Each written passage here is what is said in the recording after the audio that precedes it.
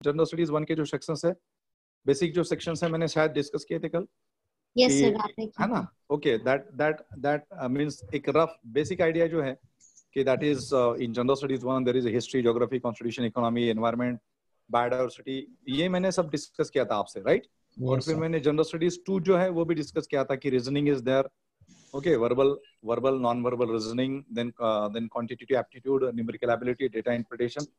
Basically data interpretation is the most important part in the second paper, and English comprehension and decision making, these are the these are 4 parts of your general studies second paper, ठीक है, which is famously known as CSAT, civil services aptitude test. जो second paper है वो मैंने बताया था कि that is only qualifying nature, लेकिन फर्स्ट पेपर में आपको मैक्सिमम मार्क्स लाने हैं। फर्स्ट पेपर में मैंने आपको बताया था कि if you could score 110 marks, 110 marks अगर आपको मिल जाते हैं, 110 marks, okay, so anyway you are safe, irrespective of your category.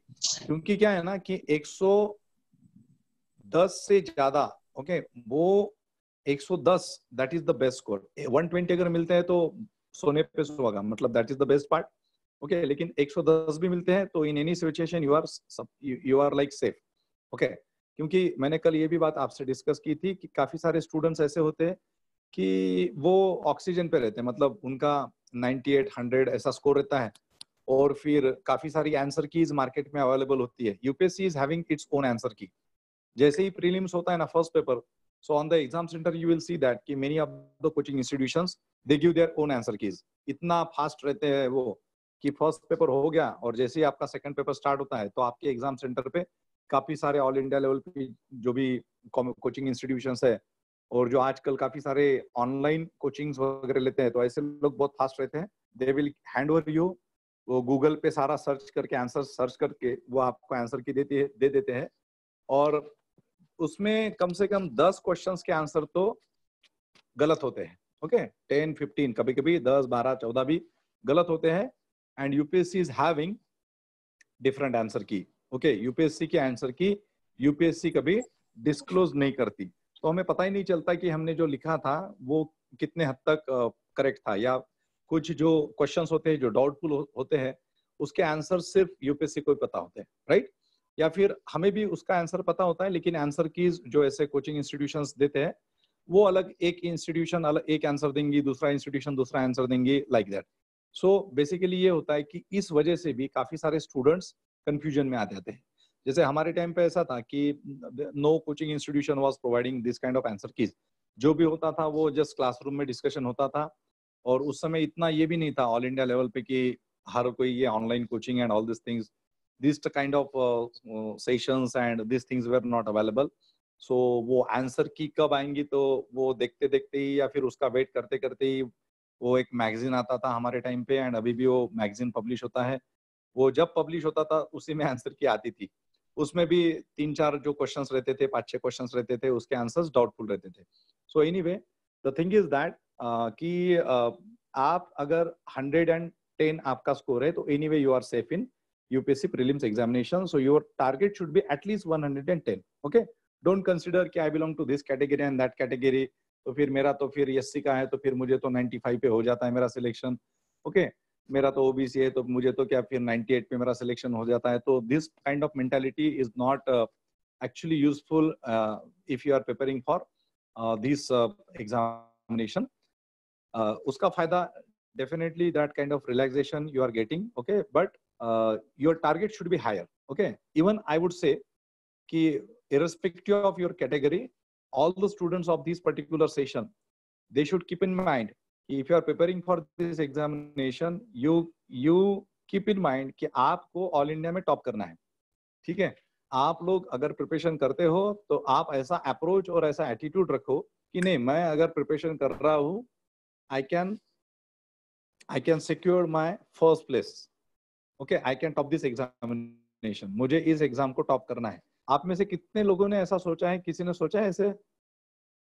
Anybody is having this kind of orientation in their mind कि मुझे टॉप करना है? क्या बात है, Sandeep Gomasa, great. Yes sir. Okay, और एनीबडी? अरे वाह, Yes sir. शुभांगी बोले क्या बात है, अच्छा 2 रैंकर तो मुझे मिल ही गए, बाप रे बाप, अच्छा, Yes, हर्षदा yes. गांगुड़े, गांगुड़े क्रांति, क्या बात है। अरे I am आप also, तो sir. बहुत सिंसियर लोग हो आप। Me too, sir. एकता नलावड़े, ग्रेट। अच्छा, अरे वाह। तो मैं वही बोल रहा हूँ कि ये शाम वाली जो बैच है ना, ये सब नींद वींद मार के आ जाती है तो एकदम बिल्कुल बहुत ही कॉन्फिडेंट बैच होती है ये। हाँ चलो ठीक है। सैंड्रा डिवान, अरे वाह, काफी सारे लोगों का आ रहा है। नीलेश, क्या बात है। चलो, तो that is a great thing of you and it is nice कि you are keeping this kind of mentality and that mentality is very important. Okay, that mentality, देखो हम लोग पढ़ेंगे बाद में, लेकिन कम से कम हम लोग ये तो सोच सकते हैं ना कि नहीं मैं टॉप करूंगा, फर्स्ट आऊंगा, सेकंड आऊंगा, राइट। सो जब फर्स्ट की बात करेंगे और उस देखो उसके हिसाब से आपको एफर्ट्स भी लेना ही है, लेकिन पहली पॉजिटिव थिंग क्या है, फर्स्ट पहल क्या है कि मैंने डिसाइड कर रखा है कि नहीं मुझे तो टॉप करना है, ठीक है, बाकी तो चलो छोड़ दो लेकिन टॉप करना है, ठीक है। तो ये मेंटालिटी रखो, उस डायरेक्शंस में आपको एफर्ट्स भी लेने हैं, ठीक है। सो let us begin with the second part of this examination. Prelims हमने कल काफी सारा डिस्कस कर लिया और मैंने बताया था कि 200 मार्क्स के क्वेश्चन पेपर होते हैं, फर्स्ट पेपर में ही आपको ज्यादा स्कोर करना है। अभी हम मेंस के बारे में आई थिंक कल मैंने बताया नहीं था। मेंस में जनरल स्टडीज 1, 2, 3, 4 के पेपर्स होते हैं, ये बात बताई थी मैंने कल आपसे। No, sir. No, No, sir. sir. No, No, okay. sir. So हाँ, so let us go to the mains examination. In mains examination there are total 9 papers. Total जो है 9 पेपर्स है एंड हाँ 9 papers and this particular mains examination is entirely written examination. There is no objective question paper for this mains examination. Okay, mains Yes, sir. examination में बिल्कुल ही कोई objective question नहीं आएगा आपको, पूरा का पूरा जो है रिटर्न है। और रिटर्न होने की वजह से इसमें आपको एक्स्ट्रा स्किल डेवलप करना बहुत जरूरी है। क्या है ना कि आपने हिस्ट्री तो पढ़ लिया, आपने ज्योग्राफी भी पढ़ लिया, सब कुछ पढ़ लिया। अच्छा, एक बात मैं थोड़ा सा बताना चाहता हूँ। मॉर्निंग में मुझे ना सेशंस देते वक्त प्रॉब्लम हुआ था कि बीच बीच में ये जो है डिस्कनेक्ट हो गया था मेरा, पता नहीं कुछ टेक्निकल डिफिकल्टी की वजह से हुआ होगा ऐसा। अगर till the end of this session अगर कुछ हुआ तो बी ऑनलाइन, इमीडिएटली 1-2 मिनट में रिटर्न हम आ सकते हैं, ठीक है। तो ऑटोमेटिकली वो रिटर्न भी हम आ गए थे। तो ऐसा अगर कुछ प्रॉब्लम होता है technical, you just keep in mind, okay, this can happen. चलो, सो मेंस एग्जामिनेशन जो है आपकी दैट इज टोटली रिटर्न। इसमें 9 पेपर्स होते हैं, उसमें से 2 पेपर्स जो 2 papers that are qualifying nature. Okay, qualifying में पहले बता देता हूँ, एक है English and second is your language. So language English paper, English is common for all, that is compulsory for all. Okay, उसमें कोई आपको ऑप्शन नहीं है। It is having 300 marks, 300 marks का होता है। उसमें एक minimum qualifying marks UPSC declare करती है, वो क्रॉस करने के बाद ही आप उसमें क्वालिफाई हो जाओगे। सेकंड जो आपका क्वालिफाइंग पेपर है that is your language. Okay, you can say Kannada, you can say Tamil, Telugu, Marathi, Hindi, Sir, Gujarati. can we choose English? No, no. No For English. this, हाँ, क्योंकि English का तो already एक paper है ना जो compulsory है। English is compulsory for you, okay, for all students. So हाँ, इंग्लिश बहुत अच्छी लगती है क्या आपको? Sir, yes, sir. English is our favorite subject, sir. Okay, ये कौन बात कर रहा है? सैंड्रा बात कर रहे हैं कि Samiksha, Samiksha. समीक्षा कौन है बाबा? Sir, Samiksha. हाँ, Maki, sir, I'm doing PG from IGNOU, sir, in English literature. अच्छा, ग्रेट। Yes, okay, sir. ठीक Yes, है। sir. तो you can take English literature as your optional subject.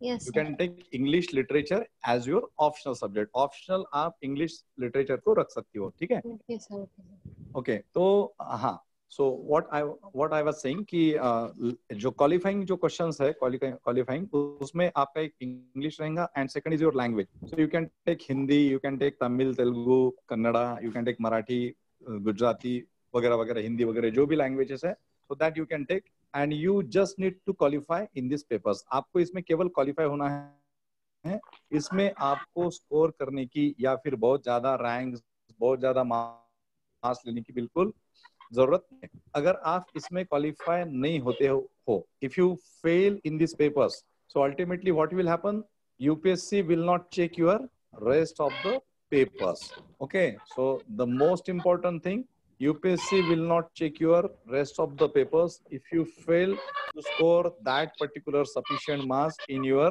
English and in your language paper.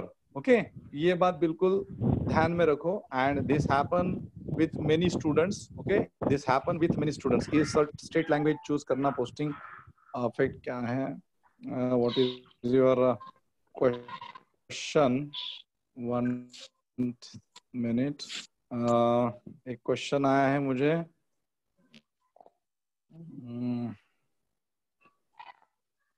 एक minute. Question क्या है. क्या question पूछा आपने. सर स्टेट लैंग्वेज चूज करना पोस्टिंग अफेक्ट कर सकता है. स्टेट लैंग्वेज चूज करना पोस्टिंग अफेक्ट कर सकता है मतलब नहीं. देखो कैसा है ना कि यू आर आस्किंग मी कि इफ यू चूज मराठी और हिंदी तो उसमें कोई पोस्टिंग को अफेक्ट वगैरह होगा क्या. और that is not the thing. Anyway if you are जैसे कंफर्टेबल. हिंदी तो ऑल ओवर इंडिया बोलते हैं. हाँ हाँ हाँ. तो आपने अगर मराठी चूज किया तो कोई प्रॉब्लम नहीं होगा क्योंकि आप हिंदी से ज्यादा मराठी में, अगर आपकी मदर टंग मराठी है या फिर मराठी में आपने पूरा एजुकेशन जब किया है तो फिर you can go for Marathi. No problem. काफी सारे जो स्टूडेंट्स होते हैं जो मराठी बेल्ट के होते हैं लेकिन हिंदी के इन्फ्लुएंस में होते हैं तो उनका मराठी थोड़ा कमजोर होता है और हिंदी ज्यादा अच्छा होता है. जैसे ये थोड़ी सी जो प्रॉब्लम है ये नागपुर चंद्रपुर गोंदिया साइड के लोगों को ज्यादा है. लोगों को थोड़ा सा ठीक है. कभी कभी Hindi that I understood. I am just asking कि मतलब का इम्पैक्ट होता है तो हाँ, मराठी मतलब कुछ में डिफरेंट नो डिफरेंस डिस्क्रिमिनेशन फर्क लाइक पड़ता है दैट. क्या उससे कि मतलब कौन सी नहीं कुछ फर्क नहीं है. If you are comfortable with Marathi go for Marathi as a language. हाँ मीडियम ऑफ एग्जामिनेशन जो है ना, मीडियम ऑफ एग्जामिनेशन ओके उसमें वो तो थोड़ा इंग्लिश सा ही रहेगा. हाँ इंग्लिश ही रहेगा ना. तो फिर हाँ अगर मीडियम ऑफ एग्जामिनेशन जो होता है ना तो वो थोड़ी सी एक बात कभी कभी पॉजिटिव या नेगेटिव इम्पैक्ट के लिए पॉसिबल हो सकती है क्योंकि ये हमारे अनुभव है काफी सारे हमारे बैचमेट्स के भी. कभी कभी वो पॉजिटिव इम्पैक्ट डालता है, कभी कभी नेगेटिव इम्पैक्ट भी डाल सकता है. ओके लेकिन to be very frank, if you are going for UPSC, you don't need to consider negative factors. You need to consider only positivity of this examination. Okay? ये भी मैं बात आपको बता देता हूँ. Okay? चलो तो फिर आपके एक हो गया इंग्लिश, एक हो गया आपका लँग्वेज पेपर. अपेक्षाचा क्वेश्चन होता का. अपेक्षा हा प्रश्न कोणाचा होता आता विचारला. अपेक्षाचा होता. Yes sir. अपेक्षा काय नाव. कांबळे ना. यस नागपूर. हो सर. हाँ ठीक है. So moving towards next part. फिर हम लोग ये जो 2 पेपर्स हो गए क्वालिफाइंग हो गए. क्वालिफाइंग होने के बाद ही फिर आपके बाकी जो 7 पेपर्स है वो चेक किए जाएंगे. तो मोस्ट इंपॉर्टेंट थिंग कि don't ignore your languages. English को भी इग्नोर मत करो और सबसे ज्यादा इग्नोर जो हम राइटिंग में या फिर ग्रामेटिकली जो हमारे ओन लैंग्वेज को इग्नोर करते हैं तो वो इग्नोर नहीं करना. ठीक है. सेकंड बात उसमें 7 papers rest of the 7 papers. Rest of the 7 paper जो है उसमें क्या है. 1 paper that is history. First paper general studies के 4 पेपर्स उसमें एक है हिस्ट्री. हिस्ट्री के साथ आता है जैसे फर्स्ट मैंने कल बात की थी कि एंशिएंट हिस्ट्री, मेडिवल हिस्ट्री और मॉडर्न हिस्ट्री है प्रीलिम्स में. सो likewise here also continuation of all this things.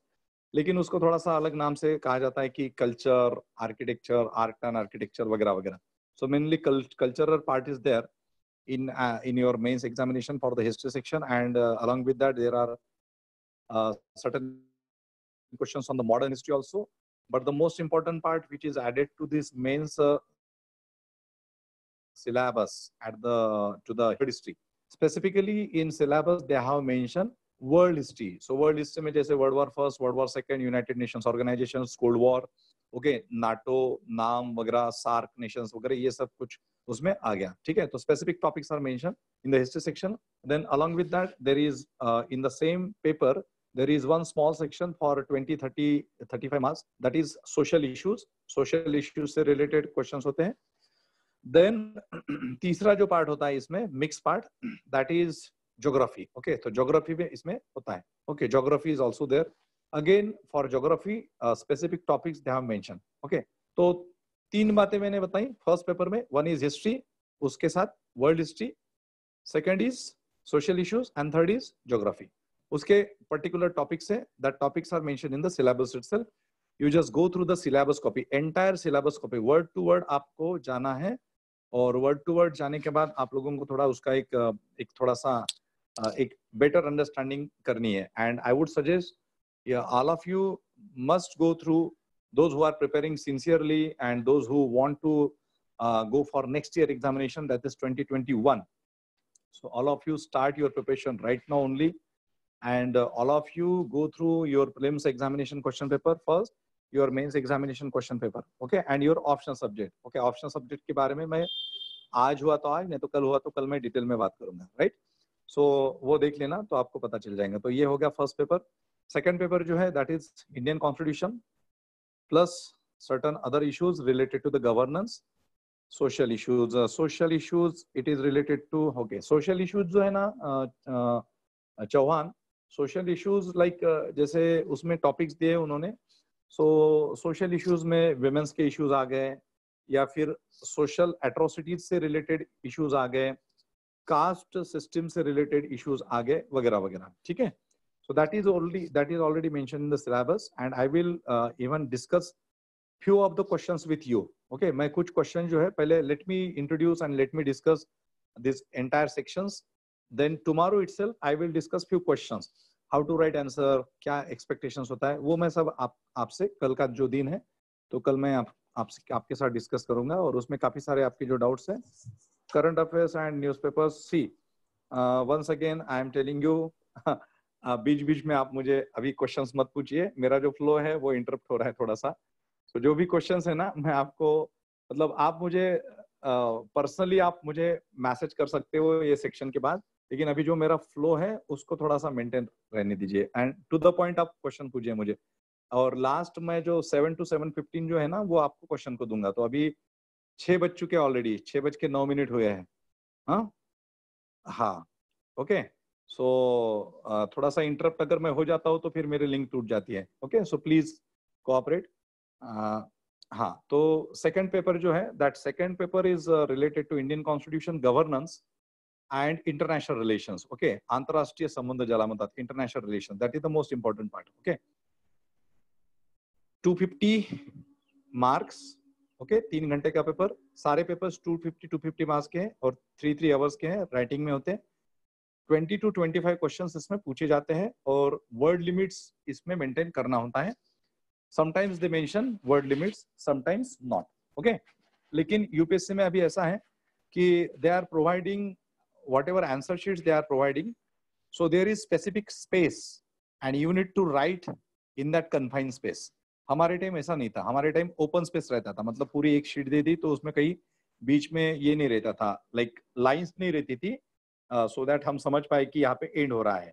Okay, तो अभी वैसा, अभी क्या है ना कि अभी तो सपोज अगर उन्होंने कहा है कि 200 वर्ड्स में लिखना है तो 200 वर्ड्स या 250 वर्ड्स की जितनी एक मार्जिन रहेंगी या जितना स्पेस हो सकता है, that possible space is provided in that particular answer sheets and that sample answer sheets are available on UPSC website itself. Okay, फिर हम थर्ड पेपर जो है that is related to economy, that is related to environment and biodiversity, disaster management and science and technology. तो काफी सारे, देखो एक ही paper में कितने सारे सब्जेक्ट आ गए.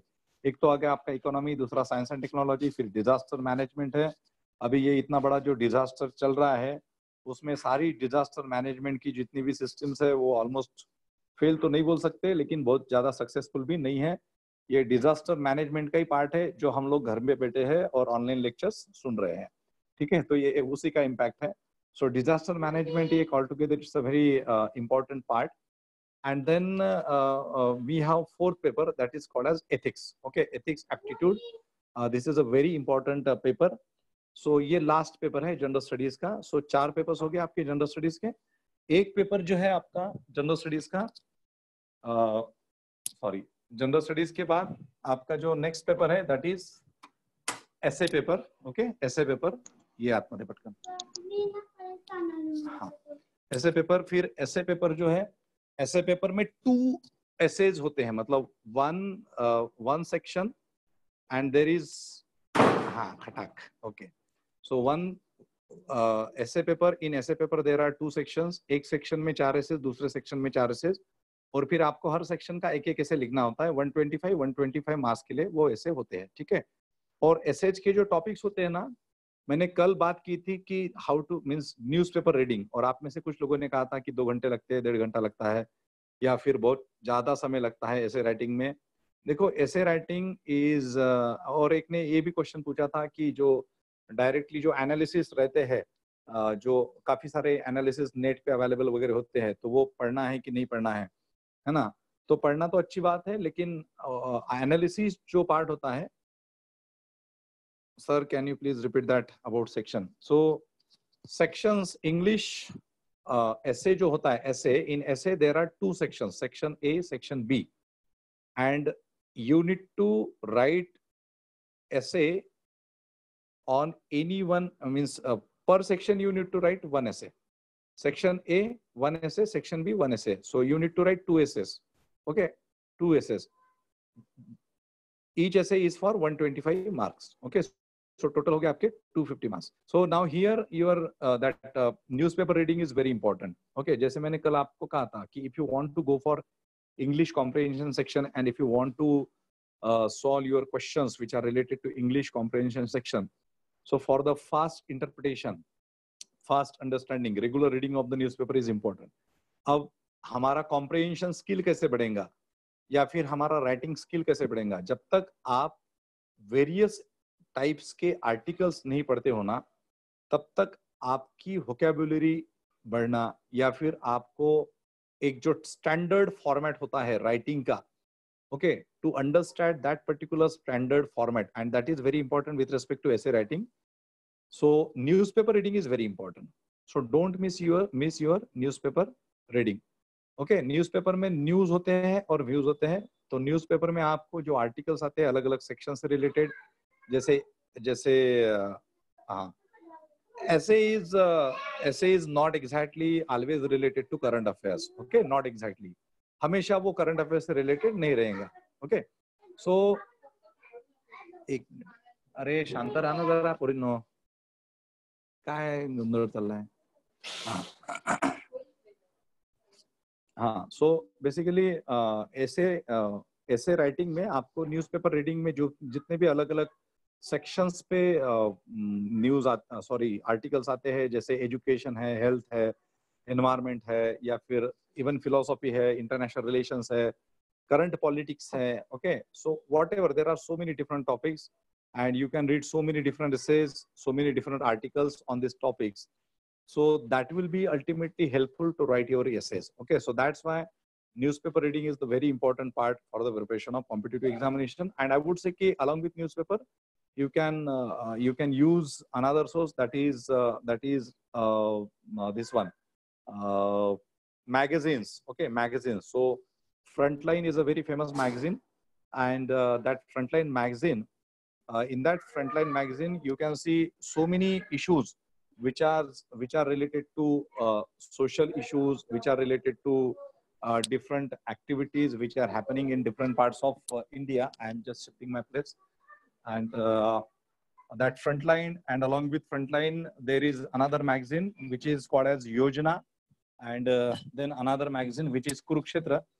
So both these magazines are very important. Okay, so Yojana, Kurukshetra, Frontline, and then your regular newspaper reading, that is important for the essay writing, and ultimately it is helpful to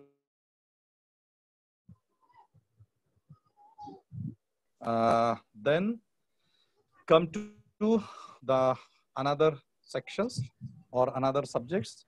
The most important, we have covered 4 general studies paper, then essay 5, English and that qualifying paper. Okay, and the last section is your optional subject. Okay, so most of among you people, they must be having different backgrounds. Okay, most of the students among you, they are engineers, they are doctors, they are from art side, they are from commerce side, they are from science side, right? So आप सारे के सारे जो लोग हो ना, अभी क्या हुआ है कि आप सारे लोग अलग अलग दिशाओं से आए हो. You are from different directions, you are from different educational streams, and but you are traveling in the same boat. Okay, you are traveling in the same boat. Your destination is same, so you are traveling in the same boat. आप लोग एक ही boat में आपकी journey आप लोगों ने start की है. अभी यहाँ पे क्या हो रहा है ना कि जैसे मैं हमेशा बताते रहता हूँ कि with respect to UPSC, okay, with respect to UPSC, your educational background that is not always matter. Okay, whatever educational background you have, that is not not always matter, because say for example ki I am a graduate in history. Okay, I am a graduated person in history, or if I was having history as a major subject, political science, public administration, sociology as a major subject, then I did my masters in the same subjects, and if I am going for that particular subject only, okay, so not necessarily ki I would score nice marks or the effective or the great marks in that particular option subject. ठीक है, जब तक मेरा approach जो UPSC को required है या मेरा ओरिएंटेशन जो यूपीएससी को रिक्वायर्ड है वो जब तक मैच नहीं होता है, मेरे आंसर्स में वो इफेक्टिवनेस जब तक नहीं आता है, तो तब तक मुझे अच्छे मार्क्स नहीं मिलते. ठीक है, मेरा बैकग्राउंड इंजीनियरिंग का था, instrumentation engineering, and during my time there were two subjects, one was history and another was Marathi literature. Okay, so काफी सारे स्टूडेंट्स बोलते हैं कि सर हमारा इंटरेस्ट है इस सब्जेक्ट में. ओके, और फिर हमारा इंटरेस्ट है तो, and since we have done this degree, मतलब मैं इंजीनियर हूँ, इलेक्ट्रिकल में हूँ तो मैं इलेक्ट्रिकल लूंगा, मैं मैकेनिकल में हूँ तो मैं mechanical engineering as a optional subject लूंगा. या फिर मोस्ट ऑफ द मेडिकोज होते हैं वो बोलते हैं कि मैंने एमबीबीएस किया है फिर बीडीएस किया है, तो I would prefer that particular medical science और any science subject as a optional subject. ठीक है, तो this is but a natural choice. Okay, but see यहाँ पे एक थोड़ा सा डिफरेंस है. जैसे आप में से काफी सारे स्टूडेंट्स हो सकते हैं कि जिनका ग्रेजुएशन में कोई इंटेंशन नहीं था यूपीएससी करने का. आपने क्या किया कि सिर्फ आपकी डिग्री की, you just qualified your degree, फिर डिग्री करने के बाद आपने क्या किया कि जॉब कर लिया. जॉब आपने 4 साल जॉब किया. ओके, 5वें साल प्राइवेट में जॉब करने के बाद आपको पता चला कि अरे यार ये प्राइवेट में तो जॉब मैं कर रहा हूँ लेकिन यहाँ पे सिक्योरिटी जो है तो that security is not there. या फिर यू विल थिंक दैट कि अरे यहाँ पे जो है as such best opportunities, you are not finding best opportunities. So आप लोग क्या कंसिडर करोगे कि नहीं अभी मुझे यूपीएससी या फिर बाकी जो एग्जाम्स है उसमें जाना है, देन यू विल सर्च, आप सर्च करोगे. फिर आप अगर थोड़े से ज्यादा एम्बिशियस रहे हो या फिर हो तो आपको लगेगा कि चलो क्यों ना फिर यूपीएससी किया जाए. सो आप 5 इयर्स के बाद, मतलब आपका ग्रेजुएशन होने के बाद, सिर्फ अगर आपका ग्रेजुएशन मेडिकल साइंस में है या फिर इंजीनियरिंग में है, तो आपने 5 साल होने के बाद, ग्रेजुएशन के 5-6 इयर्स के बाद आपने डिसाइड किया है कि okay I am going for UPSC preparation. अभी ऑप्शनल सब्जेक्ट चूज करने की जब टाइम आता है, so most of the candidates, those who don't have any guidance, any proper guidance, any strategic guidance, they will think that कि नहीं, since I have done my graduation in so and so subject, so I will go for that subject only. ठीक है, अभी क्या होता है ना कि देखो आप खुद को थोड़ा सा याद करो कि आपने इंजीनियरिंग करते वक्त इंजीनियरिंग कितने अच्छे से की थी, कितनी अथॉरिटी आपकी प्रिपरेशन थी. सेमेस्टर 1 आता था, सेमेस्टर 2 आता था, एक महीना हम लोग प्रिपरेशन करते थे, प्रिपरेशन लीव बोलते थे, और बस वो इंजीनियरिंग अपना हो जाता था. 4 साल में आपको फर्स्ट क्लास की डिग्री मिल जाती थी. आप जब बीए करते हो, बीकॉम करते हो, बीएससी करते हो, तो कितनी ईमानदारी से आप पढ़ाई करते हो. ओके, मैं काफी सारे कॉलेजेस में जाता हूँ तो काफी सारे कॉलेजेस में ग्रेजुएशन ढंग से नहीं करते लोग. जब भी मैं सेमिनार्स के लिए जाता हूँ तो स्टूडेंट्स बाहर होते हैं, कॉलेज का जितना भी स्टाफ होता है वो अंदर होता है और स्टूडेंट बाहर होता है. सो हमारा जब भी एग्जाम आता है तो एग्जाम ओरिएंटेड, हम एग्जाम के 1 महीना पहले, 15 डेज पहले हम लोग प्रिपरेशन करते हैं.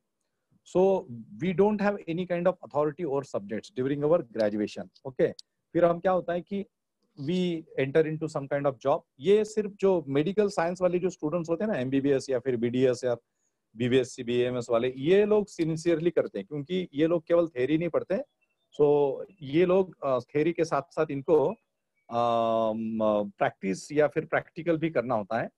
सो ये लोग उनका जो ग्रेजुएशन वगैरह है ये पूरी तरह से पूरा बिजी शेड्यूल में कर लेते हैं। But this particular thing is not applicable to rest of the courses. Okay, normally. Okay.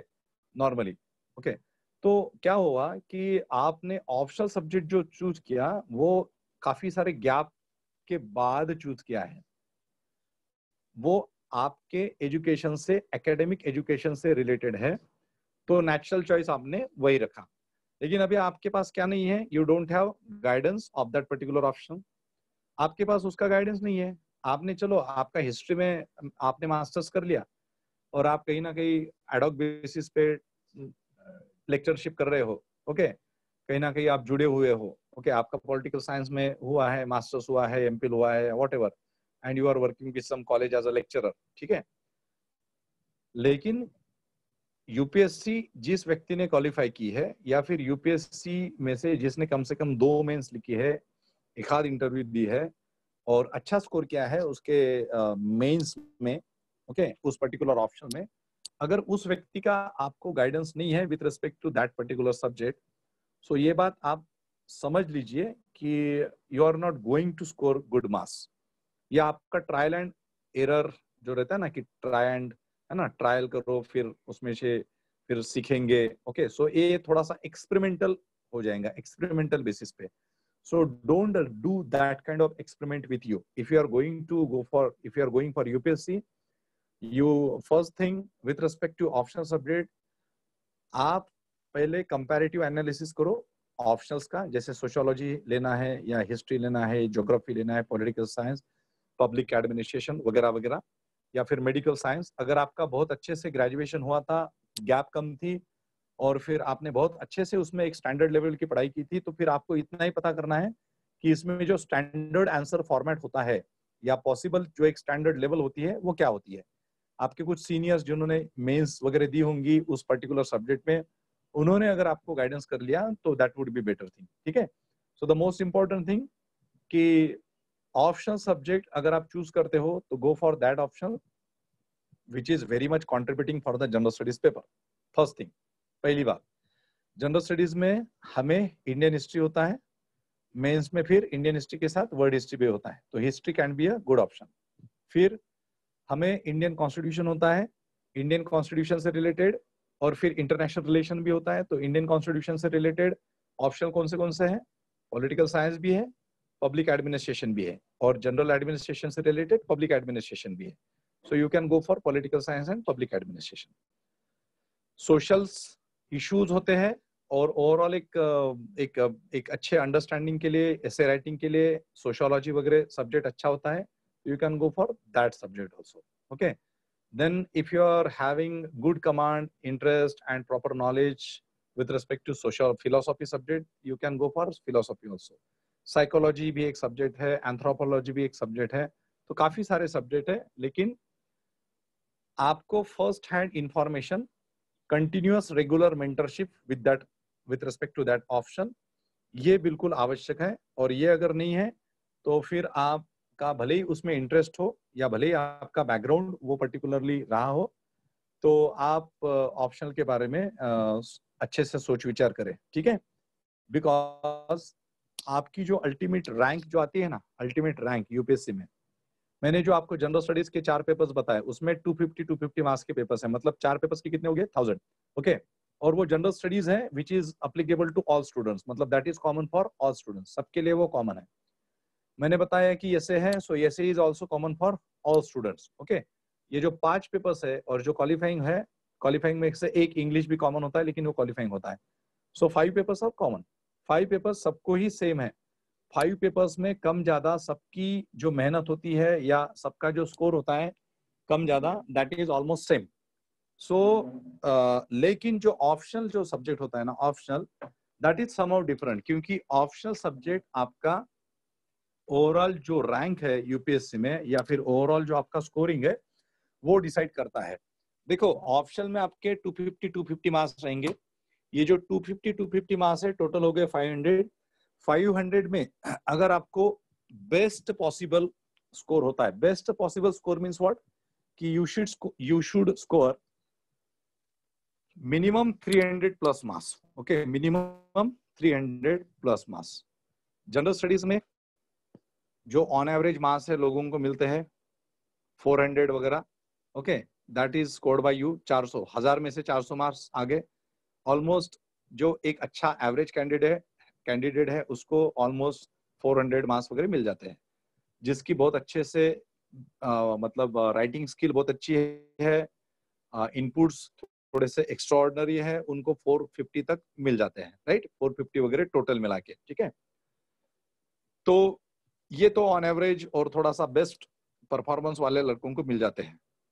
लेकिन डिफरेंस कहाँ पे होता है? डिफरेंस ये ऑप्शनल में होता है. ऑप्शनल में स्टूडेंट्स को 220 भी आते हैं 5 में से, 220, 210 भी आ सकते हैं, 250 भी आ सकते हैं, 260, 275 भी आ सकते हैं, और 290 प्लस 300, 300 प्लस मतलब 305, 310, 315, 320 भी आ सकते हैं. अगर आपको 320 आता है so that is the best score with respect to your optional subject. लेकिन 320 लाना कोई मजाक बात नहीं है विथ रिस्पेक्ट टू यूपीएससी. ये बात ध्यान में रखो आप. ठीक है, ये बात ध्यान में रखो. और यूपीएससी में सीधा सीधा कैलकुलेशन होता है. हाँ, हमें बहुत आदत लगी हुई रहती है कि बाबा 10th में कितना परसेंटेज लाया तो 90%, 99 पण सोडत नाहीत लोक. अगदी 99.99 मतलब 99.99 मतलब बहुत ही ब्रिलियंट हो गया, है ना. तो हमें आदत लगी रहती है. ओके, ब्रिलियंसी की डेफिनेशन हमारे यहाँ पे क्या है कि a student who was a merit in his 10th, in his 12th, and throughout graduation who scored maximum percentage, okay, distinction, university topper वगैरह वगैरह. So for we and for general marks, that person is considered as the meritorious or the brilliant student. UPSC में ये जितने भी इस तरह के brilliant student है वो काफी ज्यादा तादाद में फर्स्ट अटेम्प्ट में, सेकंड अटेम्प्ट में प्रीलिम्स क्वालिफाई नहीं हो पाते. और कभी कभी ऐसे स्टूडेंट्स प्रीलिम्स क्वालिफाई हो जाते हैं या सिलेक्ट हो जाते हैं जिनका ग्रेजुएशन एकदम सिंपल 12th मतलब उनका जो ग्रेजुएशन हुआ रहता है वो बिल्कुल बीए वगैरह हुआ रहता है, या फिर उनका 10th और 12th में भी बहुत ज्यादा परसेंटेज नहीं होता है, लेकिन फिर भी वो कोप अप कर लेते हैं with their hard work. Okay, with their efforts. Okay, so intelligency वगैरह ये जो क्राइटेरिया है ना, that extra merit and all this things, so that is not a criteria for this particular examination. So optional subject में ही आपके जो marks है वो आपको डिफरेंशिएट करते हैं रैंकिंग के with respect to ranking. So optional में अगर आपका 300 प्लस है तो that would be the great thing, क्योंकि 300 प्लस अगर मार्क्स मिल गए आपको, सपोज एक मैं कैलकुलेशन बता देता हूँ यहाँ पे. देखो हमारे हमने अभी जो डिस्कस किया है, I am just following that thing. Okay, so मैंने अभी क्या कहा आप लोगों को, व्हाट कि आवर जनरल स्टडीज 4 पेपर है जनरल स्टडीज के. सो इसके कितने हैं टोटल? 1000. ओके, ऐसे 250 and your optional. So optional, you are having one optional subject and one optional subject consists of 2 papers. Okay, 2 papers. फिर हर पेपर्स में for each paper carry 2 sections. ठीक है, तो ऑप्शनल के मार्क्स हो गए आपके पेपर 1 एंड पेपर 2 के मिला के हो गए 500. ये टोटल कितना हो गया हमारा? 1750. 1750. If you want to go for mains, appear for mains, तो आपको कितना होना चाहिए? हाँ, कितना होना चाहिए आपका मार्क्स सो दैट आपको इंटरव्यू कॉल आ जाएगा इसमें? Anybody is having idea? 700 to 800 marks. 800 marks. Okay, 800 marks पे भी कॉल आए हैं लड़कों को. ओके, एकदम कंफर्म बिल्कुल, जिसमें बिल्कुल आप, और नॉर्मली क्या है ना कि कट ऑफ वेरी होते रहता है. कट ऑफ आपका 800 भी आ सकता है, उससे थोड़ा कम भी आ सकता है, उससे ज्यादा भी आ सकता है. तो एकदम किसी भी सिचुएशन में जो एकदम थोड़ा सा कंफर्म रहेगा, ऐसा कौन सा एक आंकड़ा हो सकता है कि जो बिल्कुल हमें अगर रहता है तो हम समझ लेंगे कि नहीं, in any situation I am in for the mains examination, for the interview. क्या रह सकता है वो? देखो इसमें से आपको चलो ये हो गया अपना 1750 है ना। तो अभी मैं क्या करता हूँ, यहाँ पे मैं लिखता हूँ 400 मास आपको मिल गए यहाँ पे। 50-50% थोड़ा सा पकड़ लेंगे, यहाँ पे मिल गया आपको 125। ओके, और जो आपका ऑप्शनल सब्जेक्ट है यहाँ पे आपको मिल गए 300 मास 300। ठीक है, अभी 400 ये एवरेज मास हो गया आपके जो सबको नॉर्मली मिल रहे हैं। ये आपको ये भी एकदम एवरेज मास हो गए 50%। ठीक है, इसमें आपको स्कोप है, इसमें आपको you can score up to 150, 250 में से 150 आप स्कोर कर सकते हो। यहाँ पे भी आपको चांसेस है you can score 50 mass more here also. ठीक है, यहाँ पे आपको थोड़ा सा चांसेस कम बढ़ जाते हैं क्योंकि 300 प्लस जाना itself it's a big challenge. तो यहाँ पे चलो हम यहाँ पे और 10 मास या 15 मास या 20 चलो 20 बढ़ा देता हूँ मैं, 20 मास मैंने बढ़ा दिया यहाँ पे। तो ये आपका 20 और ये इधर आपका 150 हो गया। मतलब ये इधर का स्कोर कितना हो गया 400 और ये 500 सवा 500 825। ओके, तो इस पे आपको कॉल आ जाएगा 825 पे। अभी आपके कितने बढ़ गए, इधर 50 बढ़ गए, सो 875 हो गए और फिर 875 और फिर यहाँ पे आपके 25 मास बढ़ गए, सो ये हो गया 900 और ये हो गया आपका 920। तो यहाँ पे कितना हो गया आपका टोटल 920। सो हम एक ये करेंगे, इसका थोड़ा सा एक कैलकुलेशन करेंगे कि जो एक एवरेज कैंडिडेट है उसको मास मिल गए 825, जो थोड़ा सा एक्स्ट्रॉर्डनरी था, जिसने अच्छे वैल्यू एडिशन डाले, जिसमें बहुत अच्छे मार्क्स मिल गए हैं, ओके, उसको मिल गया 900। ओके, चलो 900 920 पकड़ लेते हैं या फिर 925 पकड़ लेते हैं। ठीक है, ये मिनिमम, ये लोअर स्कोर हो गया, ये आपका अच्छा स्कोर हो गया मेंस का। अब आपको you are having 275 marks, this is marks of interview. Okay, interview के आपके मार्क्स हो गए। अभी इंटरव्यू में कितना मार्क्स आपको चाहिए सो दैट आप रैंकर रहोगे, इसको कंसिडर करके ये मिनिमम आपका हो गया 825। अभी आपको इंटरव्यू में कितने मार्क्स चाहिए कि जिससे आपका रैंक आ जाएगा? एनीबडी? शुभांगी आहे का आज? शुभश्री आहे का आज? एवले शुभश्री आहेस का तू लेक्चरला? Hello Shubhashree? Maybe 100 is no 100 काफी कम हो गया। 100 पे तो आप 850 प्लस 100 करोगे तो आप फिर से 925 पे आ जाओगी। Around 170 sir. 170 150 200 वाओ। अच्छा 200 195, अच्छा 195, ओके गुड ग्रेट। चलो इतना अगर मार्क्स मिल जाएंगे आपको 195 200 तो फिर तो बहुत ही बढ़िया काम हो जाएगा आपका। Okay 175, okay great. सो यहाँ पे अगर आपको 175 अगर मिल जाती है ना, ओके यहाँ पे 175 आपको अगर मिल जाता है तो आपकी बात बन जाएंगी, आपको कम से कम पोस्ट तो मिल जाएंगी। ठीक है, मतलब आप 1000 मार्क्स पकड़ लो कि 1000 नहीं 120। शुभश्री अगं भाई 125 वरती पोस्ट नाही मिळू शकत। 125 जर ऍड केले त्याच्यामध्ये तर किती मार्क्स होतील ते? 825 प्लस 25 850 950। ओके, तो म्हणजे थोडंसं ते डिफिकल्ट होऊन जातं। Okay, it becomes difficult. So you consider at least you should score these particular, ये पर्टिकुलर जो आंकड़ा है ना, ये मैं देखो I am telling you with respect to your confirmation of your seat. Okay, जो स्कोर है ना वो हमेशा वैरी होते रहता है, नॉट नेसेसरी कि 1000 पे आएगा, हो सकता है कि 975 पे फाइनल कैंडिडेट होगा, 980 पे रहेगा, right? So that depends on the performance, that depends on the standard of the paper, difficulty level, that depends on the seats also. So okay, तो बहुत ज्यादा अगर सीट्स है तो कट ऑफ भी कम आ जाएगा, काफी कम अगर सीट्स है तो कट ऑफ बढ़ जाता है। ओके, सो अभी देखो 175 यहाँ पे ऐड किया, 175 यहाँ पे ऐड किया, तो ये 175 ऐड करने के बाद ये हो जाता है आपका 1000 और 1100। ओके, तो यहाँ पे हो गया अपना 1100।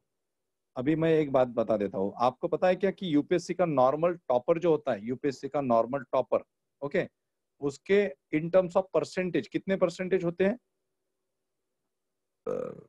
Around Stats. 60 to 70%। कितनी? 60% कुछ मार्क्स है ना टॉपर के। टॉपर के मार्क्स 55%। ओके, 55%। ओके, हाँ चलो, हाँ शुभश्री तू दिलाय, बरोबर आन्सर दिलाय। ओके, सो 60% तर भूल जाओ आप। 60% वो आपके ग्रेजुएशन में आपको फर्स्ट क्लास मिल गया, दैट इज सफिशिएंट। ये यूपीएससी में आपका जो भी मेरिट है, whatever the merit you scored, okay, during your graduation, PG and whatever 10 12, सो यहाँ पे 60% नहीं होते हैं। मैक्सिमम जो स्कोर होता है, जो टॉपर होता है स्टूडेंट, उसका 55 56, ओके, उसके बियॉन्ड नहीं होता है। ओके, कभी कभी तो 53 54 पे भी आ जाते हैं। ओके, और जो ये टोटल जो मास है, मतलब 1750 प्लस 275, मतलब 2025, ये जो टोटल मास है यूपीएससी मेंस के, इस टोटल मास में से आपको अगर 1000, मैंने एक स्टैंडर्ड आंकड़ा कंसिडर किया है, it can be lower than that or it can be more than that also, okay, both the possibilities are there। so 1000 पे आपकी सपोज रैंक आ गई और 1150 पे आप टॉपर बन गए। सो अगर यूपीएससी को टॉप करना है तो आपको फाइनल जो भी मार्क्स आएंगे वो आप पकड़ लीजिए कि 1150 पे आप टॉप करोगे। ओके, ऑल इंडिया टॉपर बन सकते हो आप, और 1000 पे आप रैंकर बन सकते हो। ओके, तो कितने लोगों को 1150 मिलाने हैं अभी?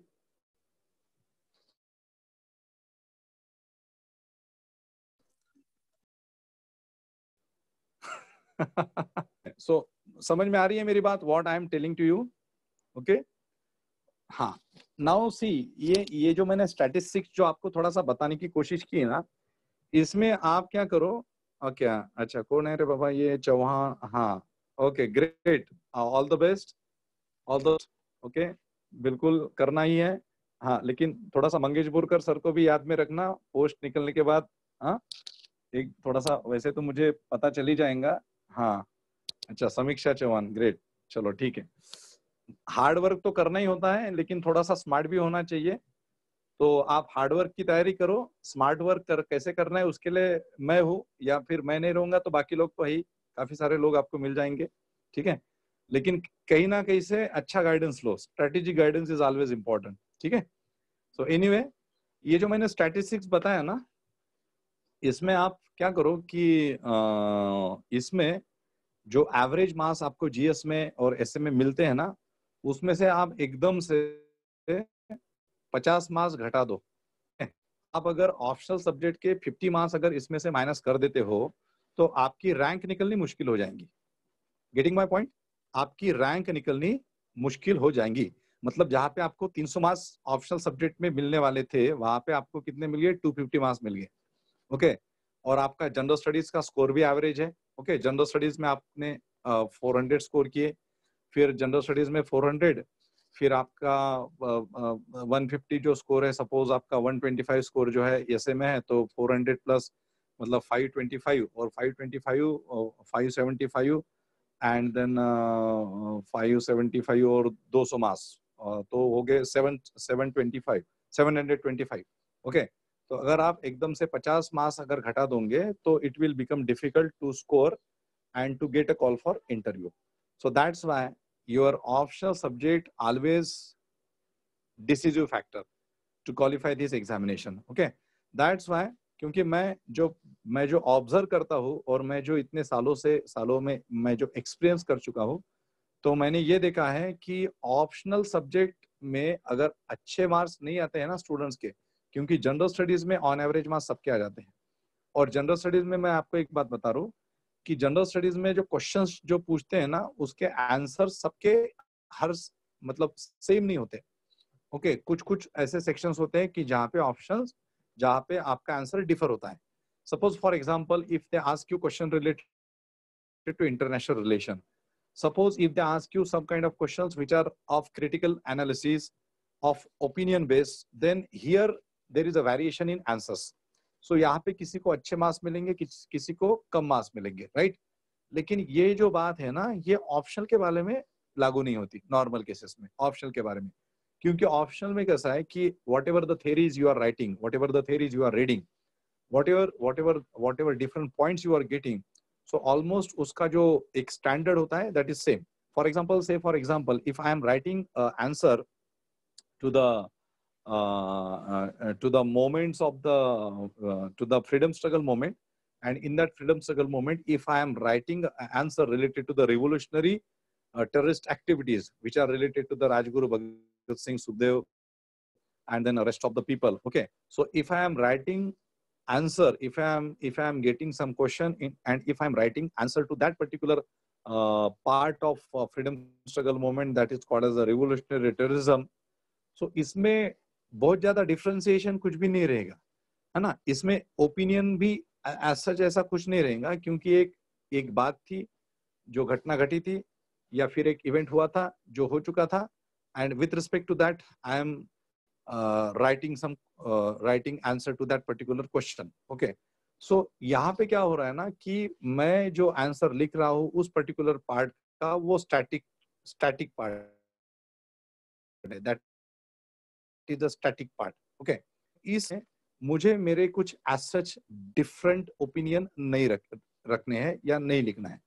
वही अगर पार्ट मैं इंटरनेशनल रिलेशन से रिलेटेड लिखता हूँ which is opinion based, okay, or which is somehow related to the critical analysis, what will happen here कि the answer of students will differ, student to student ये differ होगा, तो अलग अलग answers इसके तैयार हो सकते हैं. तो वहां पे जो आंसर अपीलिंग है या फिर जो आंसर टू द पॉइंट है, that it will get more marks, okay, as compared to that answer which is not up to that mark. Okay, so getting my point, यहाँ पे ये difference होता है. तो ऑप्शनल सब्जेक्ट और general studies में ये थोड़ा सा डिफरेंस है.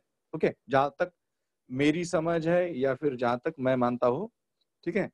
बाकी क्या होता है ना कि यूपीएससी डोंट हैव एक ऐसा एक कुछ बहुत ही जिसको हम बोलते हैं कि स्टैंडर्ड फॉर्मेट होता है. ओके, जैसे किसी ने आंसर लिख लिया जनरल स्टडीज में पर्टिकुलरली, और इतने ही ऐसे पॉइंट्स होने चाहिए उसमें, तो ऐसा मेरे इंफॉर्मेशन के हिसाब से ऐसा कुछ होता नहीं है. लेकिन जो हमारा ऑप्शनल सब्जेक्ट के जो आंसर होते हैं उसका एक पर्टिकुलर फॉर्मेट होता है उसमें, ठीक है. So general studies is one thing which is common for all, but optionals are different. if you are writing answer to philosophy optional, if you are writing answer to anthropology optional, if you are writing answers of your history, geography, political science, public administration, then ultimately the subjects are different. Every student is writing his answers as per his understanding, as per his interpretation, critical analysis, etc. etc. तो अलग अलग subjects की demand अलग है, उसकी जो level है पढ़ाई है वो अलग है, उसकी डेप्थ अलग है, और फिर उसके हिसाब से और आपके अंडरस्टैंडिंग के हिसाब से आपको ऑप्शनल सब्जेक्ट में मार्क्स मिलते हैं. अभी काफी सारे क्वेश्चंस मुझसे ये सवाल पूछते हैं कि सर हमने कौन सा ऑप्शनल चूज करना चाहिए. तो मैंने इसका आंसर थोड़ा सा पहले ही दे चुका हूं मैं कि फर्स्ट थिंग, काफी सारे स्टूडेंट्स जो अभी जैसे मेरे पास काफी सारे स्टूडेंट्स अंडर ग्रेजुएट लेवल के आते हैं, अभी तो उनकी काफी संख्या बढ़ गई है, मतलब those who just attended their 12th examination, so वो फर्स्ट ईयर से ही हमारे पास मुंबई में या फिर हमारा जो ठाणे ब्रांच है वहाँ पे काफी सारे स्टूडेंट्स फर्स्ट ईयर से ही हमारे पास प्रिपरेशन करते हैं, वेरियस बैकग्राउंड से होते हैं. जैसे जिनको मुंबई का पता है, तो मुंबई में आपको पता होगा कि पालघर बहुत दूर है, वेस्टर्न लाइन पे आता है. वसई, विरार, पालघर बहुत दूर है, और मेरा ब्रांच ठाणे में है, विद्याविहार में है, और फिर उधर मानगांव, रोवा, अलीबाग, उरण, ये सारे काफी दूर दूर एरियाज है. लेकिन वहां से भी स्टूडेंट्स आते हैं और एकदम फर्स्ट ईयर से ही वो कोचिंग लगाते हैं. सो उनका बैकग्राउंड बहुत डिफरेंट है, लेकिन कोई साइंस का है, कोई आर्ट्स का है, कोई कॉमर्स का है, कोई बीबीए का है. लेकिन जब वो आते हैं मेरे पास, मैं उनका काउंसलिंग करता हूँ और मैं उनको ये बात बता देता हूँ कि देखो भाई, ये मेरा ऑप्शनल सब्जेक्ट था, हिस्ट्री ऑप्शनल, इसमें मेरी अथॉरिटी थी, और ये जो हिस्ट्री सब्जेक्ट है this is common for general studies. General studies में इसका प्रीलिम्स में कंट्रीब्यूशन है, जनरल स्टडीज में इसका मेंस में कंट्रीब्यूशन है। जैसे वर्ल्ड हिस्ट्री भी आपको एनीवे कंपलसरी सबको करना ही है। मतलब जो विद्यार्थी, जो स्टूडेंट यूपीएससी की प्रिपरेशन कर रहा है उसको प्रीलिम्स में 3 सब्जेक्ट तो कम से कम करनी ही है हिस्ट्री के, मतलब 3 पोर्शंस, जैसे एंशिएंट हिस्ट्री हो गया, मेडिवल हिस्ट्री हो गया और मॉडर्न हिस्ट्री हो गया। इसको आप स्किप नहीं कर सकते, okay, if you want to qualify that prelims examination, क्योंकि ऑल टुगेदर 8 से लेके 18 तक questions out of 100 ancient, medieval और मॉडर्न हिस्ट्री से रिलेटेड आ सकते हैं।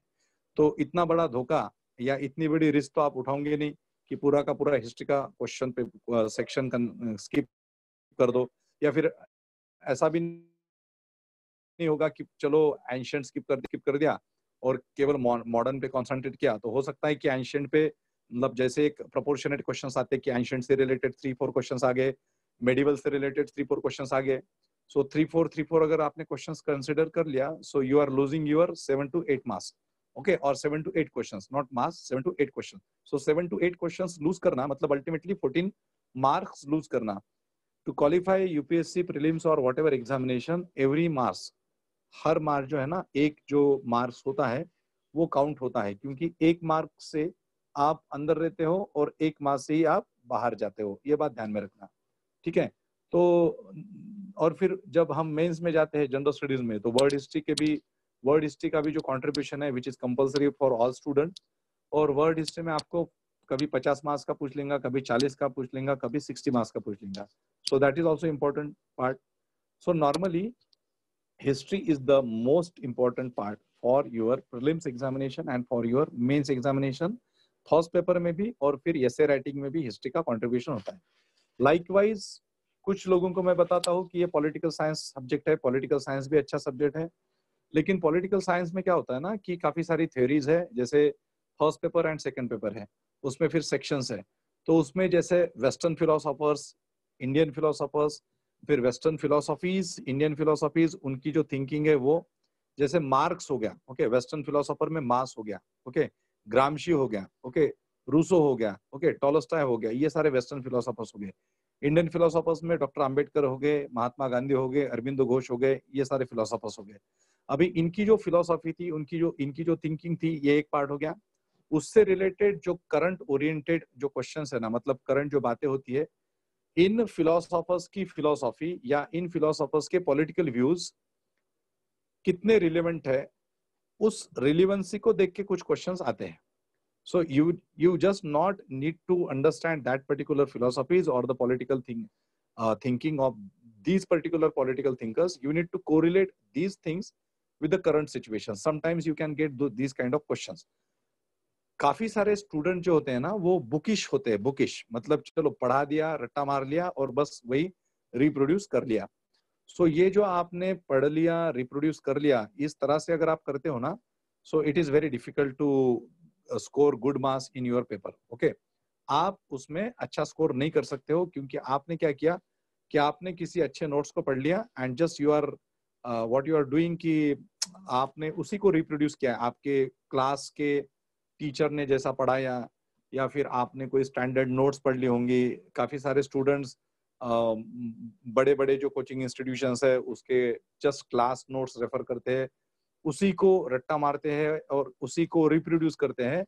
तो जो वैल्यूअर जो होते हैं ना, यूपीएससी के जो पेपर्स वैल्यूएशन करने वाले जो लोग होते हैं ना, दे आर नोइंग कि अरे यार ये पहला पेपर है, ये 10वां पेपर है, इसमें तो सेम आंसर है, the format is same, whatever produced by first candidate that is produced by the 10th candidate, 11th, 12th, 13th candidate in the same paper.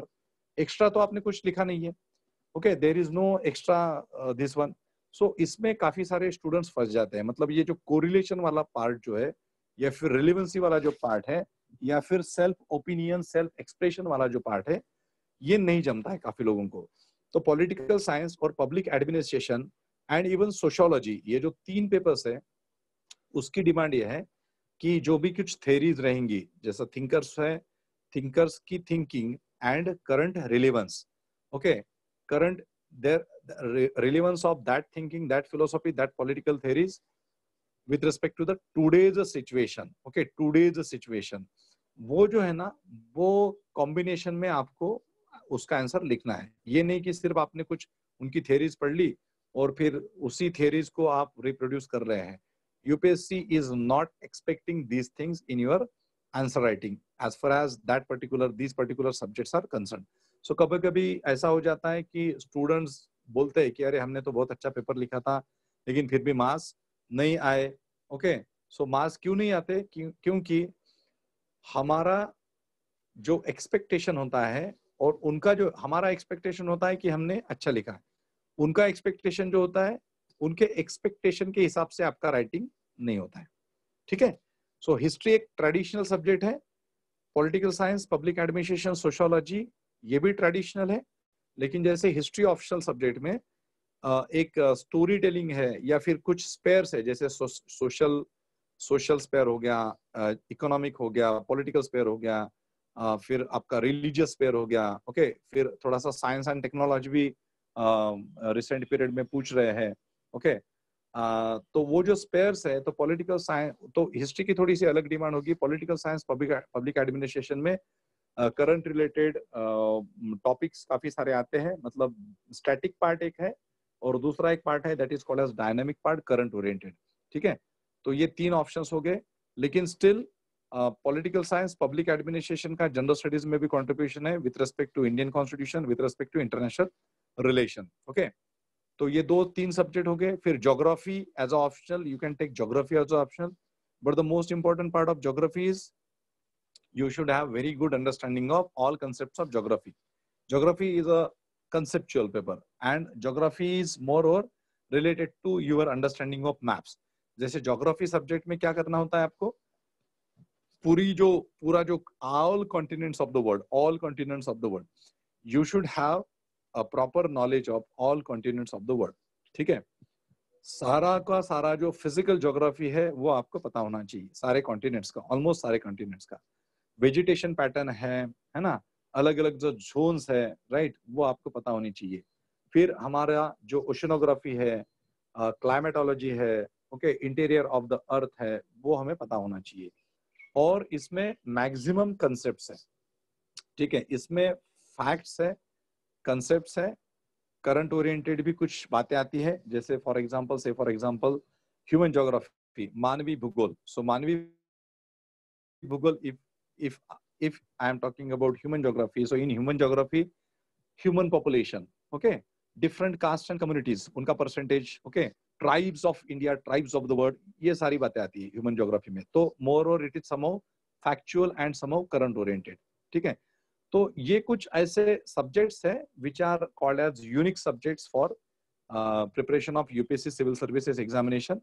Most of the students, they are picking up the subjects from these optional subjects. काफी सारे जो students हैं या तो public administration लेते हैं, political science लेते हैं, हिस्ट्री लेते हैं, ज्योग्राफी लेते हैं, पॉलिटिकल साइंस लेते हैं. आप इसमें से कोई भी सब्जेक्ट ले सकते हो. सोशियोलॉजी, एंथ्रोपोलॉजी, फिलोसफी ये भी सब्जेक्ट्स हैं, साइकोलॉजी भी सब्जेक्ट है.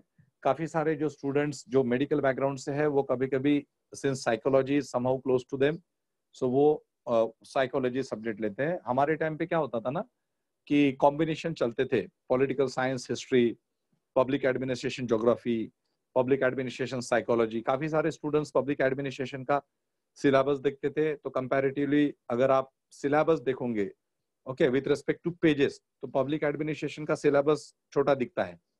पॉलिटिकल साइंस, सोशियोलॉजी, हिस्ट्री और ज्योग्राफी का सिलेबस कंपैरेटिवली कम दिखता है, मतलब ज्यादा दिखता है. पब्लिक एडमिनिस्ट्रेशन का कम दिखता है कंपैरेटिवली पेजेस, और ये जो 4 सब्जेक्ट्स है उसका सब्जेक्ट ज्यादा दिखता है with respect two pages.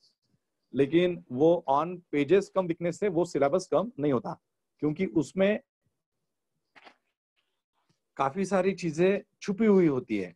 Okay, छुपी हुई होती है. नहीं तो कहते हैं ना कि भाई अरे यार ये तो एक सिलेबस, एक स्टेटमेंट में सिलेबस आ गया. जैसे मैंने कहा था कल ही कि geography of the India, okay, हाँ, geography of India and the world, physical, human geography. So physical geography में काफी सारी बातें हैं, ह्यूमन ज्योग्राफी में काफी सारी बातें हैं. सो लाइकवाइज पब्लिक एडमिनिस्ट्रेशन में भी काफी सारी बातें होती है. ठीक है, सो हमें ऑप्शनल चूज करते वक्त सबसे इंपॉर्टेंट बात है कि आपका, चलो इंटरेस्ट को भी मैं ध्यान में रखूंगा कि इंटरेस्ट है. Available guidance is the most important part. इतना ही मैं बोलूंगा कि अवेलेबल गाइडेंस जो आपके विद इन रीच है, जिसके साथ आप इंटरेक्शन कर सकते हो, जिसका कम से कम 2 मेंस का अनुभव है, और जो ईमानदारी से आपको गाइडेंस करेगा उसका आप guidance low. Ultimately UPSC is not the thing कि यू आर डूइंग पीएचडी। जैसे पीएचडी करते हो आप डॉक्टरेट के लिए, उसमें बिल्कुल एक पर्टिकुलर टॉपिक पे आपको काफी अंदर जाना होता है। ओके, सो हमें पीएचडी भी नहीं करनी होती है, उसमें मास्टर भी नहीं बनना है। हमें केवल यूपीएससी पॉइंट ऑफ व्यू से उस पर्टिकुलर पेपर को, मतलब उस पर्टिकुलर 2 जो पेपर्स होते हैं उसके, उस सब्जेक्ट के 2 पेपर्स, उसमें हमें मैक्सिमम स्कोर करना है, and that is all together a different skill. ठीक है, मैं थोड़ा सा पेपर पैटर्न आपके साथ डिस्कस करता हूँ। थोड़ा सा मैं आपको फिर से इस पे जाऊंगा, ऑप्शनल सब्जेक्ट के इस पे। चलो, आप लोगों को मैं जो बोल रहा हूँ वो समझ में आ रहा है सबको?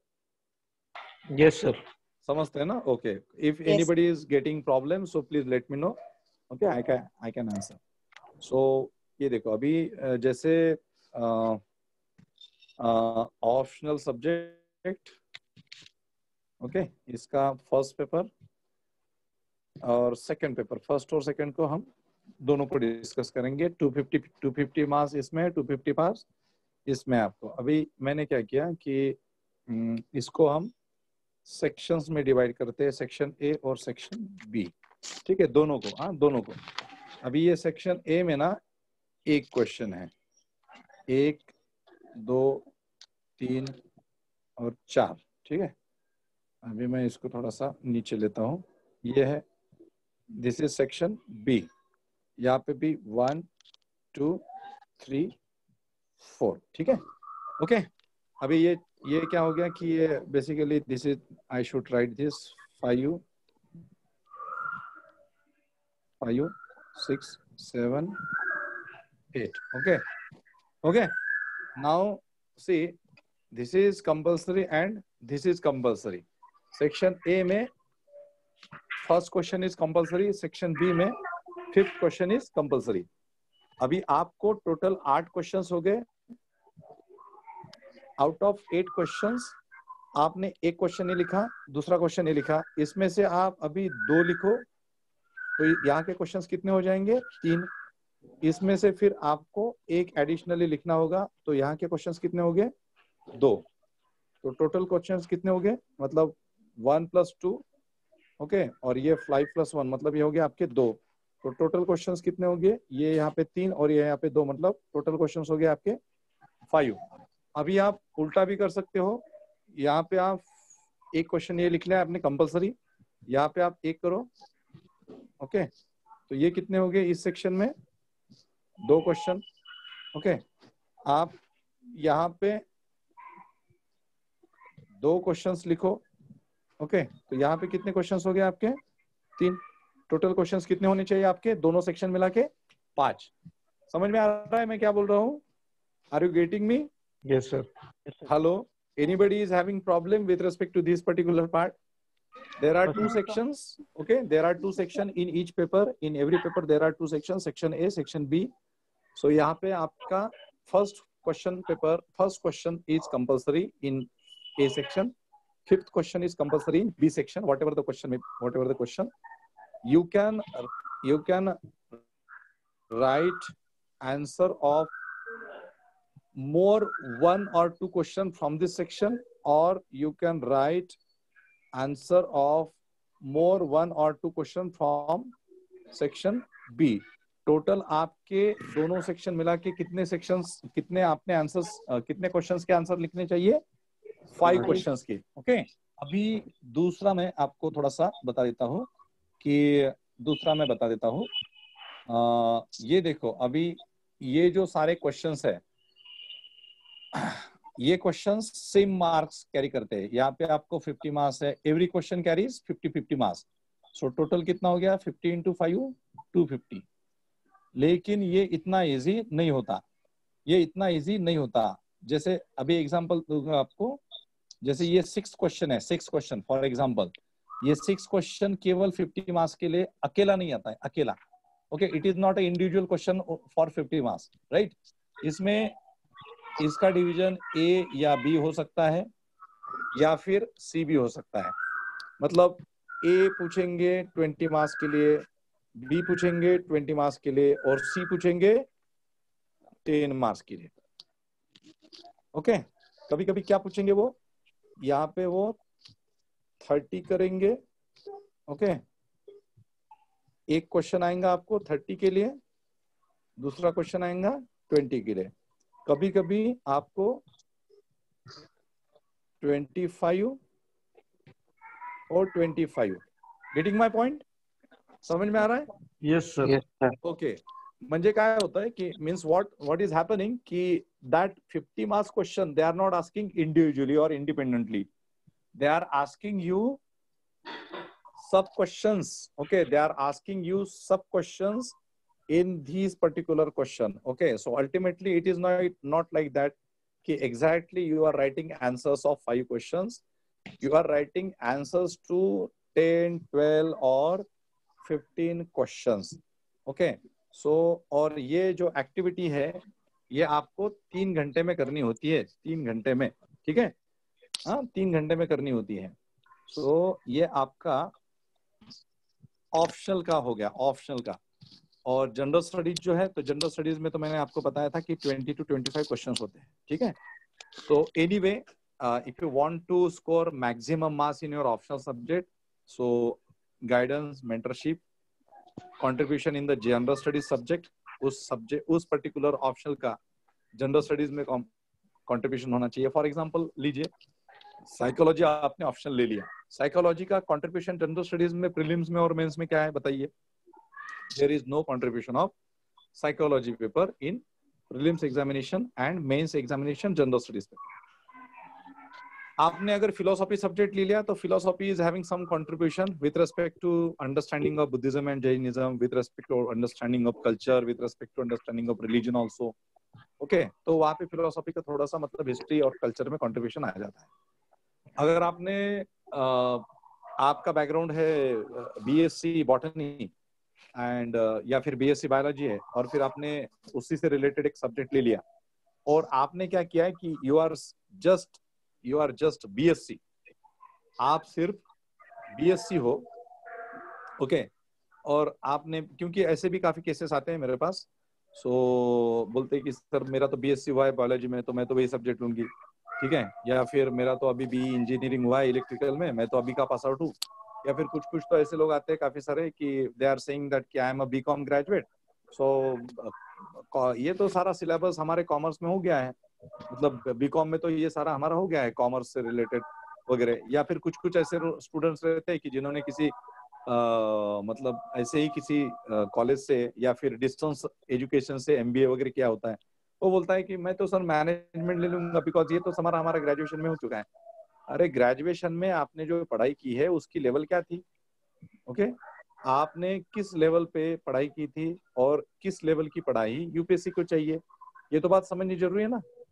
सो केवल आपने पर्टिकुलरली वो उस सब्जेक्ट में ग्रेजुएशन किया था या पोस्ट ग्रेजुएशन किया था, या फिर आपका सिलेबस आपके उस पर्टिकुलर डिग्री या फिर पोस्ट ग्रेजुएशन का syllabus and the syllabus of the UPSC subject is same and that's why you are going for that particular subject, तो ये बात कुछ हजम होती नहीं है। क्योंकि सिर्फ सिलेबस सिमिलर होना, ये इससे ऐसा नहीं होता है कि यू विल क्वालिफाई और you will score maximum marks. क्योंकि हाँ, मैं ये बात जरूर कहूंगा कि ड्यूरिंग ग्रेजुएशन अगर आपने उस मतलब यूपीएससी को कंसिडर करके ही प्रिपरेशन की थी and if you are having very good understanding during your undergraduate level, जैसे मैंने जस्ट आपको डिस्कस किया था कि many students are coming to me and they have already started preparation for competitive examination at the early age of 18। ओके, 18-19 के साल के मेरे पास काफी सारे ऐसे स्टूडेंट्स हैं और मेरे काफी सारे स्टूडेंट्स ऐसे हैं कि वो बिल्कुल फर्स्ट या सेकंड अटेम्प्ट में हो जाएंगे and they belong to Mumbai area only, Mumbai zone only. काफी स्टूडेंट जो आउटसाइडर्स है, सो ऐसे ही फिर फोन पे मेरा गाइडेंस वगैरह लेते रहते हैं। सो जो स्टूडेंट्स मेरे पास फर्स्ट ईयर सेकंड ईयर से है उनका ऑप्शनल भी डिसाइड हो चुका है, they are preparing for that particular subject also. The thing is that they are having their different they are graduating from different subject, but they have taken particular subject for the UPSC. Okay, so अगर आपके graduation से ही आपने इस तरह की preparation शुरू की है, आपका ग्रेजुएशन का सब्जेक्ट अलग है, यूपीएससी का सब्जेक्ट आपका अलग है, उस समय आप अच्छा स्कोर कर सकते हो. अदरवाइज क्या होता है कि नॉर्मली कॉलेज जब हम करते हैं, means we must select the GS paper related option subject. GS नहीं, जीएस पेपर रिलेटेड तो ऑप्शन सब्जेक्ट नहीं है, आपको ऑप्शनल सब्जेक्ट जो सिलेक्ट करना है ना, उसका कंट्रीब्यूशन जनरल स्टडीज में मैक्सिमम होना चाहिए. ओके, ये एक बात हो गई. ओके, या फिर जिसका आपको गाइडेंस अच्छे से अवेलेबल है उसमें. General studies is common for all. General studies paper वो सबके लिए सेम है. सिर्फ आपको चॉइस कहाँ पे होती है, यूपीएससी मेंस के ऑप्शनल सब्जेक्ट में 26 जो अलग अलग ऑप्शंस है, उसमें से आप एक ऑप्शनल ले सकते हो. ओके, सो ये थोड़ी सी बातें हो गई हमारी with respect to UPSC mains examination, जिसमें हमने आज डिस्कस किया है कि once again I am revising the things. Yesterday और टुडे का मैं थोड़ा सा कंक्लूजन कर देता हूँ. कल हमने बात की थी और आज हमने जो बात की थी, अब तक हमने जो बात की with respect to UPSC civil services examination, I discussed with you all different services offered by UPSC examination, right? There is a common pattern for that particular civil services examination. Prelims, mains and interview. Prelims में आपके जो दो papers है, General Studies 1, General Studies 2. Whatever syllabus in the General Studies 1 paper, that is continue and that is somehow exhaustive at the mains level. Prelims level is your objective. Okay? Having 1/3 negative marking system. Prelims में आपको 1/3 negative marking system होता है. And जो second paper होता है CSAT का, that is qualifying 33%, 33.33%, right? फिर come to the mains. Mains is totally written examination. उसमें 9 पेपर्स होते हैं, 1750 उसमें मार्क्स है आपके. जनरल स्टडीज के 4 पेपर्स है जो कॉमन है सबके लिए. ऐसे कॉमन है सबके लिए. English which is qualifying, that is also common. You are having choice with the vernacular language paper, that is you can choose Marathi, you can choose Hindi, you can choose Telugu, Tamil, Kannada, Gujarati, Hindi, like that, right? And then optional subject, so again 26 options hai, usme se those which are the unique optional subjects, that are history, political science, public administration, sociology, psychology, anthropology, ये सारे जो options है ये maximum students लेते हैं. अभी इसमें से भी history, political science, public administration, sociology और ज्योग्राफी, ये जो 5 ऑप्शनल सब्जेक्ट्स है ना, ये और मैक्सिमम स्टूडेंट्स लेते हैं. ठीक है, तो इसमें अगर आपको मतलब ये क्यों लेते हैं, तो उसका एक रीजन है कि ये जो सब्जेक्ट्स है, ये 4 से 5 जो सब्जेक्ट्स है, उनका एक बेटर कंट्रीब्यूशन जनरल स्टडीज में होता है. ये एक बात हो गई. मतलब आपका ऑप्शनल सब्जेक्ट अगर हिस्ट्री है तो आपको law as an optional subject. Okay, आज तो मुझे ये बात थोड़ी सी कंप्लीट कर दो, लॉ पे मैं कल बात करूंगा. ओके, या फिर we can discuss after the session. You just give me a call and we can have a discussion. Okay, Vandana की कोणीतरी आता नाही, कोणीतरी मला आता मेसेज केला, so Kamble I think. So we can discuss after the session. आप मुझे कॉल करके हम बात कर सकते हैं. अपेक्षा कांबळे, तुम्ही मला नंतर फोन करा आणि त्याच्यावरती आपण डिस्कस करू. ओके, सो हाँ, सो सर प्रीलिम्स और मेंस के हॅलो सर, उद्याचं सेशन काय असेल? उद्याचं सेशन जे आहे, उद्याच्या सेशन मध्ये मी आतापर्यंत जे काही डिस्कस केलं त्याच्यामध्ये मी हिस्ट्री, ज्योग्राफी आणि हे जे सगळे टॉपिक्स आहेत ते डिस्कस नाही केलेले आहे. तो डिस्कशन लास्ट असेल आपला. That is most important part. Okay, मतलब मैंने अभी आपके साथ जो डिस्कस किया वो पैटर्न डिस्कस किया था. अभी मैं सब्जेक्ट्स डिस्कस करूंगा. सब्जेक्ट्स इन द सेंस, जैसे अभी हिस्ट्री है तो हिस्ट्री में एंशिएंट, मिडिवल, मॉडर्न. फिर ज्योग्राफी है, फिर कॉन्स्टिट्यूशन है, फिर एनवायरमेंट, बायोडाइवर्सिटी है, इंटरनेशनल रिलेशंस है, सोशल इश्यूज है. फिर प्रीलिम्स में क्वेश्चन का लेवल क्या होता है, इजी क्वेश्चंस कौन से होते हैं, डिफिकल्टी कौन से होते हैं, कंपैरेटिव एनालिटिकल क्वेश्चंस कौन से होते हैं, कंसेप्चुअल क्वेश्चंस है. फिर मेंस में जो आपको जो एक राइटिंग स्किल डेवलप करना होता है वो क्या होता है. So everything I will discuss. Okay, so that is the most important part. मतलब ऑपरेशन आप लोगों का अभी कंप्लीट नहीं हुआ है. हाँ, तो ऑपरेशन थिएटर में आप लोग हो, हा, तो ऑपरेशन कम्प्लीट करके ही जाना. हा? जायचं आहे का तुला? म्हणजे उद्या यायचं आहे की नाही यायचंय, की बोर झालंय? सर यायचं आहे ना. नाही हा. यायचं आहे ना सर. कोणी विचारला प्रश्न? काय नाव? मी सचिन काळे. हा सचिन. हा सचिन, अजून आपलं ऑपरेशन कम्प्लीट व्हायचं आहे. ठीक आहे. हा, सो हा. उद्या राहायचं बिलकुल. हा, उद्या आपलं ऑपरेशन कम्प्लीट होऊन जाईल. नंतर मी तुम्हाला टाटा बाय बाय करेल, तुम्ही पण मला टाटा बाय बाय करा. ओके. सो हो. उद्याचं ऑपरेशन मिशन आपलं कम्प्लीट होऊन जाणार उद्या, राईट? तसा हा, सर. हाँ, हे जेवढं काही me what ever I am discussing with you, ये मैं 3 घंटे में खत्म कर देता हूँ. ठीक है. जब मेरे सेमिनार्स नॉर्मली चलते हैं 2 से 2.5 घंटे, और इसमें तो मैं पूरा मतलब जैसे इसमें अभी मैंने तो इसकी बैचेस बनाई सबके लिए. एमपीएससी का अलग से बैच, यूपीएससी के 2 बैचेस बनाए मैंने, एंड यू पीपल लाइक सबके लिए अलग अलग बैचेस मैंने बनाई है. अच्छा, is it possible for you to tomorrow morning 11:30 possible है क्या आपको? 11:30 टू जैसे, हाँ यस, सबको पॉसिबल है टुमारो? Yes. क्योंकि Yes, sir. क्या है कि ओके, Yes, तो sir. फिर एक काम करते हैं, क्योंकि क्या हो रहा है ना कि मुझे ज्यादा प्रॉब्लम हो रहा है. ये सब इवनिंग की भी फिर बैच करो, क्योंकि मॉर्निंग में भी जो स्टूडेंट्स हैं तो वो भी स्टूडेंट जो है मैंने बाइफरकेट की थी batches, because of in that morning batch there are students who are like 12th and first year second year, and few students are graduate. और आपकी जो बैच थी उसमें मैक्सिमम स्टूडेंट्स है, they are like graduate, post graduate and from various backgrounds, medical science वगैरह वगैरह था. तो इसलिए मैंने उसको बाइफरकेट किया था. लेकिन वहाँ पे भी स्टूडेंट्स उतने नहीं है, उसमें भी 30 स्टूडेंट्स वगैरह होते हैं और 100 इज अ कैपेसिटी.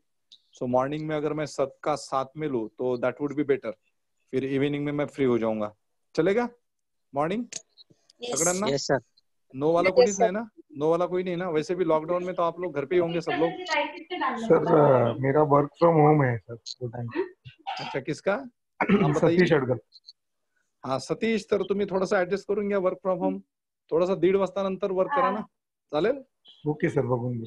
हा हा, तर tomorrow Sandra and people, other students, tomorrow we shall meet at 11:15. okay, morning 11:15, and we shall continue. फिर हम उसको जब तक मेरा सेटिस्फेक्शन नहीं होता कि whatever I have delivered with you, so वो प्रॉपर हुआ है, तो तब तक मैं आप लोगों को छोड़ूंगा नहीं.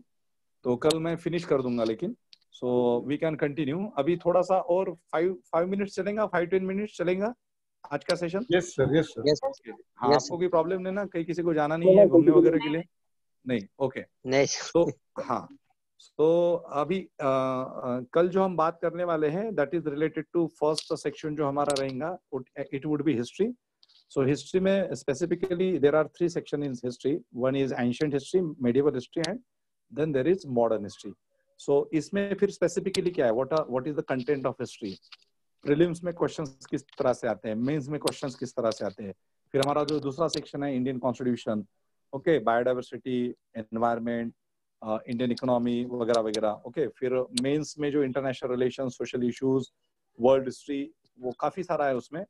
तो all these topics your writing skill, and what should be your personality, that is specifically personality development for the UPSC interview. देखो, आम एक कॉमन लेमन होना और एक आईएएस होना, उसमें फर्क होता है.